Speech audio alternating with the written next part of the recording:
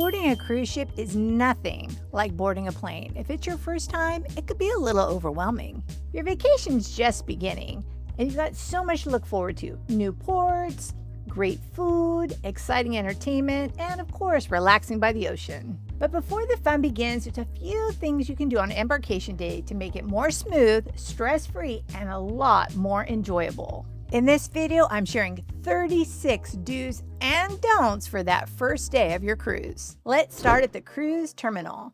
The first do is you do want to have your documents ready to go. You're going to need these again and again, so have them close by. So here's a couple ways I like to carry them. I either like to carry a sling bag. This is kind of how I do it now. So I have a sling bag that I use. Or I like to use like a fanny pack. That way, the documents are right there next to me. Here's a couple do's when it comes to your documents. I always recommend having a passport book. If you're on a closed loop cruise, you can look and see. Many allow you to just cruise with a driver's license and a birth certificate. But let's just say you get to a port and you need to fly home. You're going to need a passport book to do that. Here's an important note. On some cruises, your passport needs to be valid for 6 months after you sail for them to allow you on board the ship. The next do is to take your security photo correctly. This comes directly from a port agent. So many people kind of slow down the process because they don't take their photo correctly. How do you take it correctly? No hats, no sunglasses, no pets. Don't take a photo you have with somebody else and crop yourself out of that photo.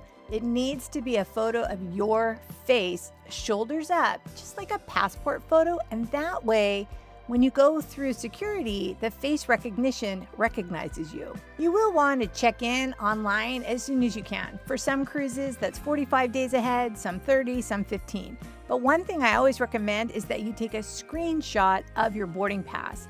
That way, in case there's any kind of Wi-Fi issues at the terminal, you'll have it on your phone in your photos. Here's the next do. If you're checking in for multiple cabins, what you do need to do is have everything ready for each cabin separately. That's another tip right from a port agent. The next do is you do want to drop off your bags before you even go in the terminal with a porter. You're going to want to have some small bills to give them a tip. There is an expectation that you give them a tip. And here's your tip. Make sure when you give them your luggage that you ask them, what ship is this going on? If you're at a terminal with multiple ships, you want to make sure that either it's labeled, whatever ship you're going on, or you ask that porter, what ship is this going on? They usually ask you, do you have your passport with you? Do you have any medications? We're going to talk about that in just a second here, what you should keep in an Embarkation Day bag that does not get checked with the porters. You do want to have an Embarkation Day bag, and let's talk about what goes in it. Remember, you already have your passports in something that's right on your body, but in addition to that, I like to bring a backpack. You want to have any medications in that backpack, both over-the-counter and prescription. Any medication that you don't want to do without. Speaking of that, here's another do. Do take your Bonine or Dramamine. If you're worried about seasickness, take that at the terminal or even right before you get to the terminal. That way it has time to kick in by the time you have sail away. After that, you want to have any chargers to go with any electronics. Your electronics are going to go in that bag. You don't want those to go in the bag that you're going to check with the porter. And then if you are somebody who likes to get right to going to the pool, you'll want to have your swimsuit, a cover up, some flip-flops, and don't do this. This is a big don't. Don't forget the sunscreen. The next do is do find out what you're allowed to bring on the ship with you. Many cruise lines allow you to bring two 750 milliliter bottles of wine. In addition to that, there could be an allotment for soda and bottled or canned water that you can bring. The thing to know is this: those items have to be carried on the ship with you. You cannot put those in the bags that get checked with the porter. So the last time I sailed out of my home port, what I did is I had a separate suitcase that was on wheels that I did wheel onto the ship because that could get heavy if you have all those things in your bag. The next do is do know your boarding time. Personally, I like to get the earliest boarding time possible so I can start having fun on the ship in time even for lunch. If you did get, let's just say, a 2 o'clock boarding time, don't get there at 10 a.m. They may not let you on the ship. But if you're there an hour early, then don't worry about that. It's just you need to know what time are you supposed to be boarding the ship. You did it. You made it on the ship. What do you do now? The first thing I like to do is I like to go to my cabin, find out where the location is, and pick up my key card. Some cruise lines also let you drop off your carry-on luggage. So that would be your next do. If your cruise line allows you to drop off your luggage at that time, go ahead and do so. Just note, your cabin won't be ready yet. It's not usually ready for you until like 1:30 or 2 o'clock. The next do is to head up to get some lunch. What we like to do is avoid the buffet, and often ships have a poolside barbecue or grill place where you can pick up a burger and fries. One more big do once you're on the ship is you're going to have to do a muster drill. So the muster drill is an e-drill. It's on your phone. So maybe while you're eating lunch, you can run it so you can see what you need to do in case there's an emergency. Your lunch is done. Your e-muster drill is done. But you have one last step. You have to go to your muster station. So on your key card, it'll tell you where your muster station is. So you'll want to head to your muster station. All they do is scan your card. Boom, you're done. Super easy. The next do has to do with your phone. You want to connect to the ship's Wi-Fi. Whether you have Wi-Fi or not, you pay for Wi-Fi. You want to be connected to the ship's Wi-Fi because that's what's going to allow you to see the daily menus, make reservations, see what the activities are on the ship. You also want to, you could do it at the same time, put your phone on airplane mode. The reason why you want it on airplane mode is so that your phone doesn't try to connect to cellular data, which could end up costing you a lot of money. All the important things are done. What do you do now? You may want to go get a drink. You may want to find a quiet place to just sit and relax for a second. You may want to put that swimsuit on and go in the pool or the hot tub. It's kind of up to you at this point how you spend the time until your room is open. After you've relaxed for a bit, here's a couple other things you need to do. If you're going to book any specialty dining and you haven't pre-booked it, now would be the time to do that. You can go to usually any of the specialty dining restaurants and they can book it for any of them on the ship. Another do. Some ships will require reservations for the entertainment. If you're on a ship that requires that, oftentimes, again, they let you do that before you even get on board the ship. But if you haven't done it yet, now's the time. The sooner the better. While you're out exploring the ship, one of the things you do want to do is you do want to go to the main dining room and check out where your table is if you've reserved seating.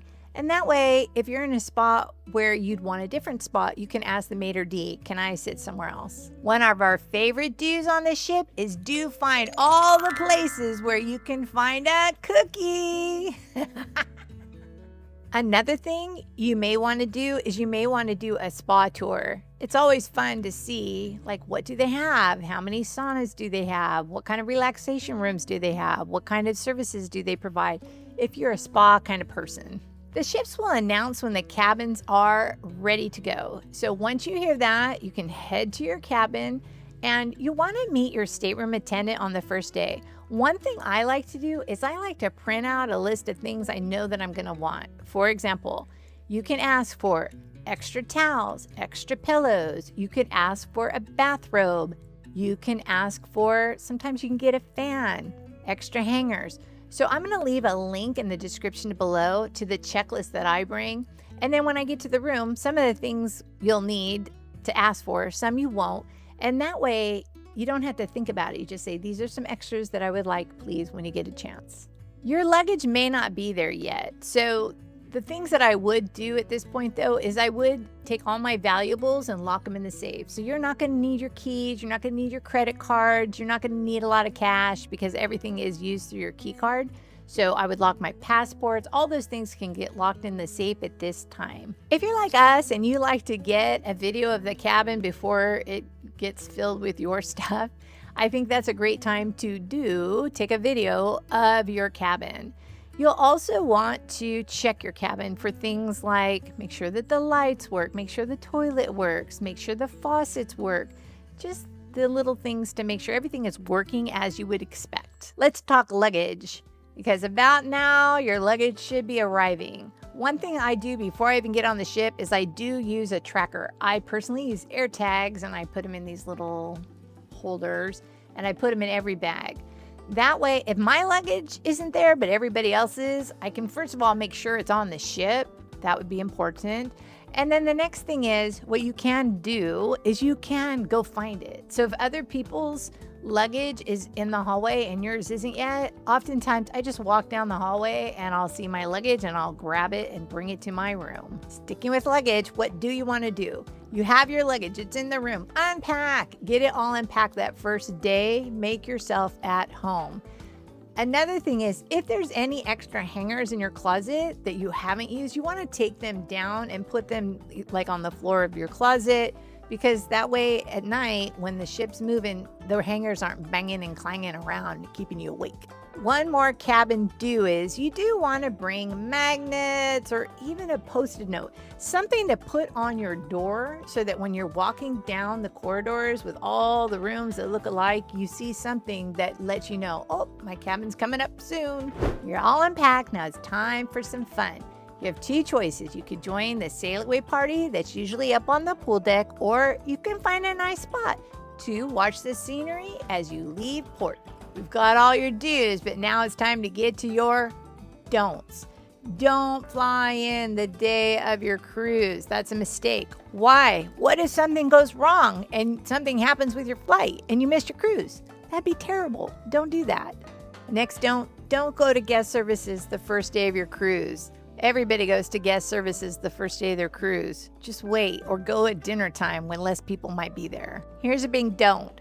Don't bring prohibited items. You are not allowed to bring an iron. You are not allowed to bring a steamer. You are not allowed to bring alcohol besides your wine.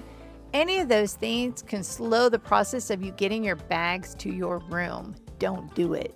The final don't is don't limit yourself to the main dining room. This is your opportunity to try new things. So do order 1 or 2 appetizers, 1 or 2 mains, 1 or 2 or even 3 desserts. And if you want to know more on how to get prepared for your cruise, watch this video next. Happy sailing!